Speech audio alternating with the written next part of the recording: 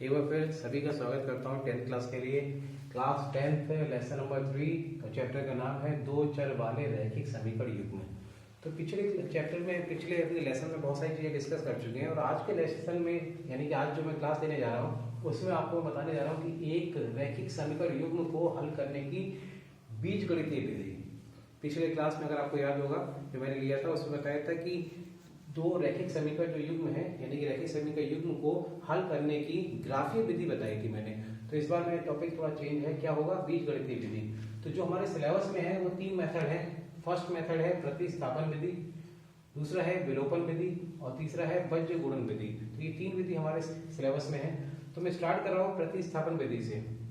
तो सबसे पहले एक क्वेश्चन लेते हैं कि प्रतिस्थापन यानी कि अगर आप देखिए कि दो मैंने रैखिक युग्म ले लिए हैं यानी कि एक रैखिक समीकरण ये है, एक रैखिक समीकरण ये, तो इनका मिलाकर एक युग्म हो गया। तो इनको हम हल करते हैं किस विधि से? प्रतिस्थापन विधि से। प्रतिस्थापन अगर नाम से क्लियर है तो हो जाता है, तो बहुत ज्यादा सही है। मैं आपको एक बार क्लियर करता हूँ कि प्रतिस्थापन का मतलब क्या है। तो आपने देखा होगा कि क्रिकेट मैच होता है या फुटबॉल मैचेस होते हैं, तो उनमें क्या होता है, अगर कोई प्लेयर जो है वो इंजर्ड हो जाता है, चोट लग जाती है, तो उसकी जगह क्या होता है, दूसरा प्लेयर खेलने के लिए आ जाता है, हटा दिया जाता है। तो हमारे पास में यही काम हमें यहाँ करना है। हमारे पास में ये समीकरण कोई इंजर्ड नहीं हो रही है, लेकिन हम क्या करेंगे, किसी एक समीकरण से x का या y का मान निकाल कर उसको हम उसका मान को प्रतिस्थापित कर देंगे किसमें? दूसरी समीकरण में। तो इसीलिए ये जो विधि कहलाती है वो प्रतिस्थापन विधि कहलाती है या सब्स्टिट्यूशन मेथड। तो सबसे पहले हम समीकरणों को नेम देते हैं। दिस इज समीकरण नंबर 1, दिस इज समीकरण नंबर 2। तो किसी भी समीकरण से अब इसमें चूज करना है आपको कि कौन सी समीकरण हमारे लिए लेनी चाहिए। तो अगर आप देखें तो समीकरण जो आपको आसान समीकरण हो वो आप उठा लीजिए। तो देखने पर अगर आप देखें तो ये वाली समीकरण थोड़ी आसान दिख रही है। तो समीकरण नंबर 2 से हम क्या करते हैं, x + 2y = 3, ये तो है समीकरण नंबर 2। इससे आसान वैल्यू क्या दिख रही है, x की वैल्यू निकाल सकते हैं हम। तो x की वैल्यू हो जाएगी दिस इज 3 - 2y और ये कहाँ रख देते हैं, समीकरण 1 में रख देते हैं। तो अब आप देखिए जो मैंने बताया था रिप्लेसमेंट यानी कि एक तरह से सब्स्टिट्यूट कर रहे हैं, हटा रहे हैं एक की जगह। तो यहाँ पर जो x था उसको हटा रहे हैं। किस तरीके से हटा रहे हैं, x का जो हमने यहाँ पर मान निकाला है वो यहाँ रख दे रहे हैं। जैसे 7 वैसे ही रहा और 3 - 2y ये हमने रिप्लेस कर दिया, हुआ मान है = 2। बाकी समीकरण में कोई चेंज नहीं। अब केवल इसे आप सिंप्लीफाई कर लीजिए और आपके पास में y का मान आ जाएगा। तो 7 × 3 = 21 माइनस का 14y माइनस का 15y = 2। तो 21 ये है। तो जैसे हम सॉल्व करते हैं कि अचर राशि को एक तरफ, अचर राशि को दूसरी तरफ, तो 21 - 2 इधर आ जाएगा और 14y प्लस का हो जाएगा उधर जाकर और 15y उधर जाकर प्लस का हो जाएगा। तो 21 - 2 होता है 19 है ना, और ये हो जाएगा जैसे 29y। तो इस तरीके से y की जो वैल्यू है वो 19/29 आपको प्राप्त हो जाएगी। जो y की वैल्यू हो जाएगी तो x की वैल्यू निकालने के लिए हम या तो किसी समीकरण का इस्तेमाल कर लें या जो हमने रिप्लेस करने के लिए जो हमने मान निकाला था वहां रख दीजिए। तो ये आसान लगेगा कि अगर हम यहाँ रख देते हैं, इनमें से आप दोनों काम कर सकते हैं। फिर से बोल रहा हूँ, या तो आप ये वाला मान समीकरण 1 या 2 में रख दीजिए या यही मान उठा के आप यहाँ रख दीजिए। तो मान लेता हूँ मैं समीकरण 2 में रखा हूँ, मैं समीकरण 2 में रखा हूँ मैं। तो क्या होगा देखते हैं। तो ये हो जाएगा this is x + 2y = 3। What is this? This is समीकरण नंबर 2। यहाँ पर y का मान रख रहे हैं तो x + 2 × y का मान है 19/29 = 3। तो x को एक तरफ रख लेते हैं तो कितना हो जाएगा, x = 3 और ये हो जाएगा अगर मल्टीप्लाई करके उसे ट्रांसफर कर देते हैं तो 19 × 2 = 38/29। तो x की वैल्यू अगर x के लिए सॉल्व करनी है तो एलसीएम लेना पड़ेगा। 29 3 29 को 3 से मल्टीप्लाई कर लेंगे तो ये हो जाएगा 87 - 38। तो 87 में से 38 माइनस होगा तो 49/29। तो इस तरीके से आपके पास में ये x की वैल्यू हो जाएगी। तो आप एग्जामिनेशन में जब आपको आंसर लिखा जाए तो ये लास्ट में दोनों आंसर एक साथ लिख दिया करिए कि x की वैल्यू 49/29 और y की वैल्यू 19/29। इस तरीके से ये आपका आंसर आ जाएगा। तो ये मेथड है प्रतिस्थापन विधि। मैं इसी मेथड को कुछ क्वेश्चन और लेता हूँ जो एक्सरसाइज से हैं, तो वो मैं क्वेश्चन और करा देता हूँ आपको। इसको मैं पहले रफ कर देता हूँ।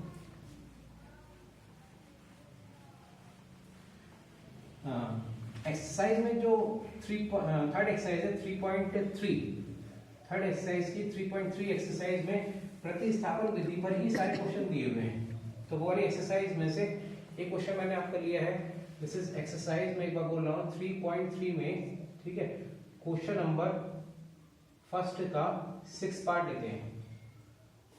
ये है, this is 3x/2 -5y/3 is equal to -2, और दूसरा है x/3 + y/2 is equal to 13/6। ये दूसरा क्वेश्चन है, दूसरी क्वेश्चन है। फर्स्ट इक्वेशन है ये, सेकंड इक्वेशन ये। मैंने ये क्वेश्चन इसलिए लिया है क्योंकि इसमें आपके पास में परिमेय के रूप में आपके पास में दिया हुआ है, फ्रैक्शन में दिया हुआ है। तो इसको पहले हमें सबसे पहले क्या करना पड़ेगा, इसे हम सिंप्लीफाई कर लेते हैं।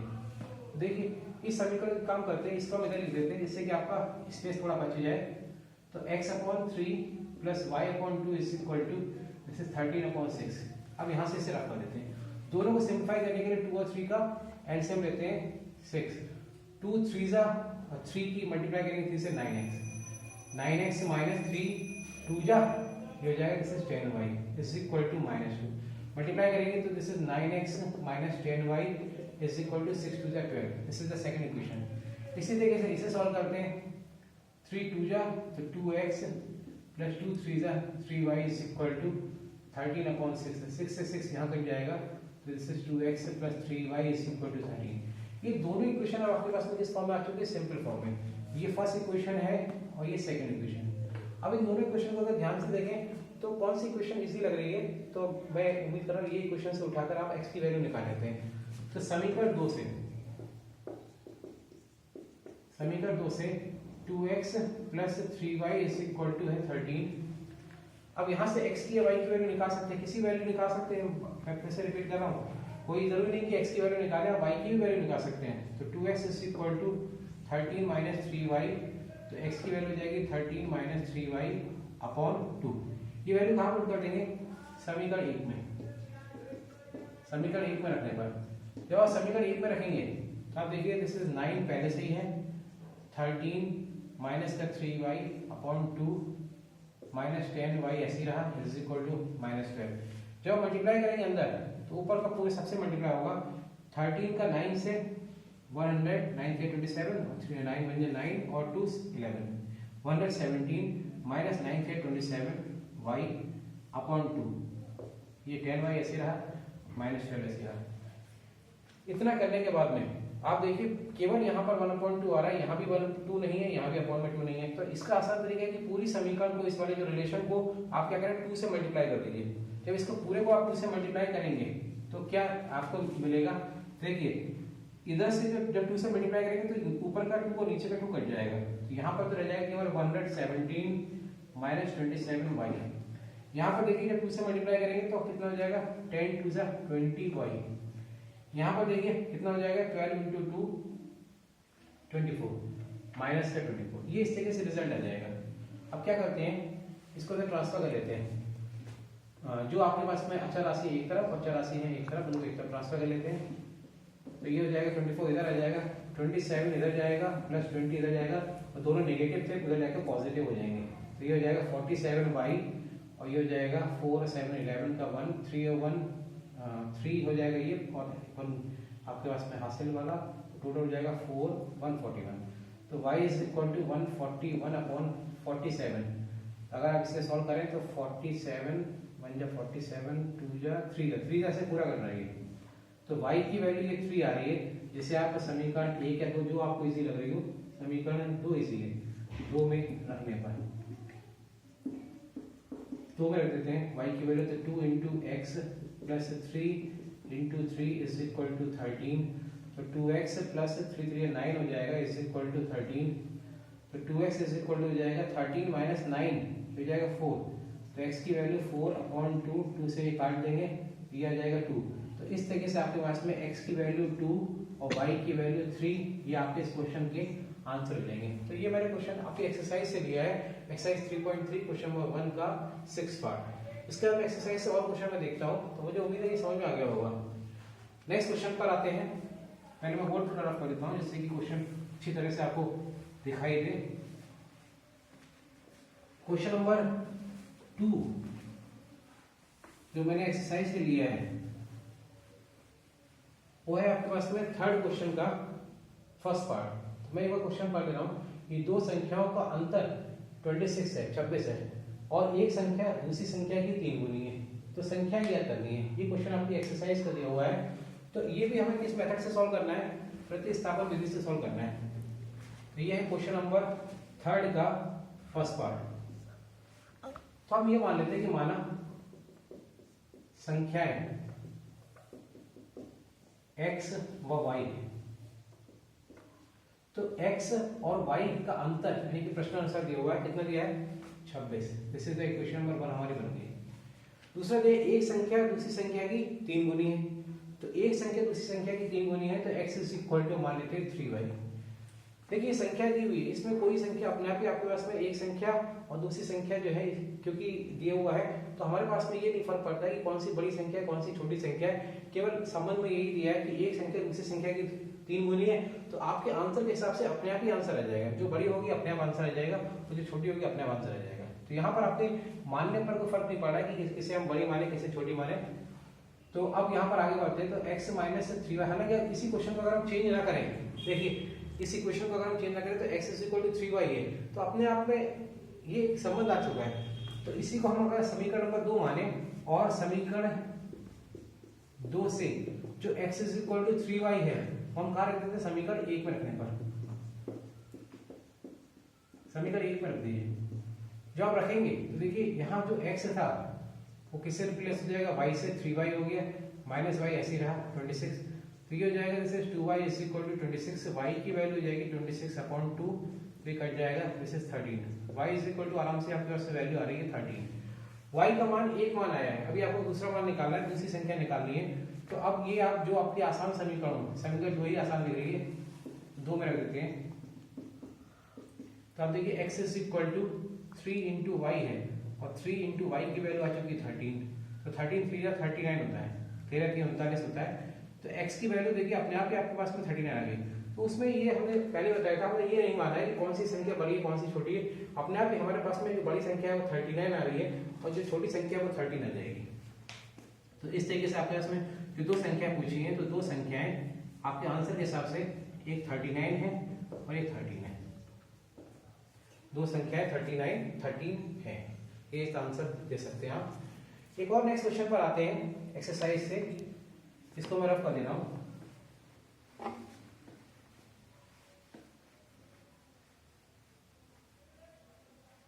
ये एक्सरसाइज का इसी का सेकंड पार्ट है। उस क्वेश्चन में है कि 2 समपूरक कोणों में बड़ा कोण छोटे कोण से 18 डिग्री अधिक है, तो उन्हें ज्ञात करना है। देखिए एक चीज है ये समपूरक कोण। समपूरक का मतलब क्या होता है कि ऐसे कोण जिनका योग कितना होता है 180। तो हम ये मान लेते हैं कि माना कोण x व y है, ये हमने मान लिए 2 कोण है x और y। तो पहले तो हमें मालूम है क्योंकि हम जानते हैं, या हम यहाँ पे लिख सकते हैं प्रश्न आसान लिखा लिख सकते हैं कि हम जानते हैं क्योंकि कोण समपूरक है, ठीक है। तो आप लिख सकते हैं कि x प्लस y का योग जो होगा वो 180 डिग्री होगा, दिस इज इक्वेशन नंबर 1।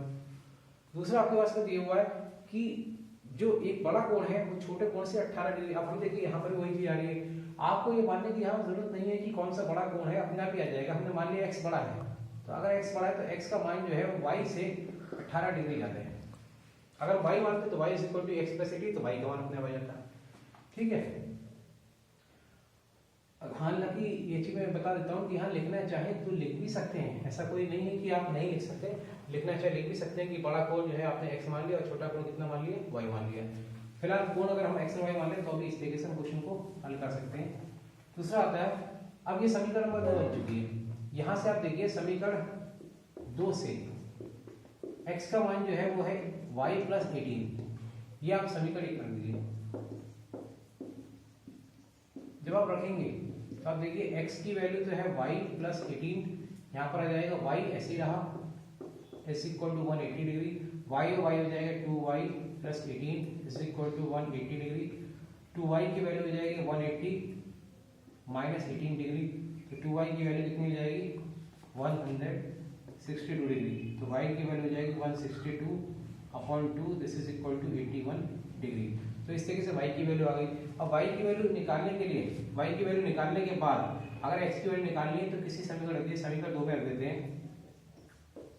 समीकरण 2 में रखने पर ये y की वैल्यू निकालने के बाद में जब x की वैल्यू निकालेंगे तो x की वैल्यू y प्लस 18, ये समीकरण 2 है। यहाँ पर y की वैल्यू 81 रखते हैं, 81 और 18 ये हो जाएंगे 91। तो देखिए बड़ा वाला कोण जो है अपने आप 99 आ रहा है, छोटा वाला आ रहा है 81। तो कोण जो है कोण क्रमशः 99 डिग्री व 81 डिग्री है। तो ये इस क्वेश्चन को इस तरीके से हम हल कर सकते हैं। तो ये था प्रतिस्थापन विधि।